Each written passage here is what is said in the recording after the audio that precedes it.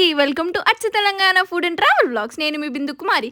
ఈరోజు తనకి ఏదో ఒకటి తినాలనిపించింది. ఇంట్లో సొరకాయ ఉంది, సొరకాయతో ఏమైనా చేసుకుందామని 10 నిమిషాలు ఈ రెసిపీ చేసిన. ఇది స్నాక్ అయినా టిఫిన్ అయినా ఏదైనా చేసుకోవచ్చు దీంతో. మొదగాల చిన్న సొరకాయని తురుముకొని దానిలో జరంతా కచ్చాపచ్చ దంచుకున్న మిర్చిని వేసుకొని కొంచెం అంత బియ్యం పిండి, జీలకర్ర, జరంత కారం, పసుపు, ఇంకా జరంత ధనియాల పొడి, ఉప్పు ఇవన్నీ మన టేస్ట్కి తగ్గట్టు వేసుకోవాలి. జరంత ఉల్లిపాయలు కట్ చేసుకున్నవి, కొంచెం కరివేపాకు, కొత్తిమీర, అల్లం ఎల్లిగడ్డ పేస్ట్ ఇవన్నీ వేసుకొని మంచిగా కలుపుకోవాలన్నట్టు. ఆల్రెడీ సొరకాయలో నీరు శాంతం ఉంటుంది కాబట్టి మనం ఎక్కువ నీళ్ళు వేసుకోవద్దు. కొంచెం కొంచెం తడి చేసుకుంటూ మనం కలుపుకోవాలి. చూస్తున్నట్టుగా వీడియోలో ఎలా అవుతుందో అలా చేసుకోవాలి. మీరు చూస్తున్నట్లయితే ఇప్పుడు తడి బట్టలో మనము ఈ మిశ్రమాన్ని వేసుకొని మంచిగా అప్పలాగా ఒత్తుకోవాలి.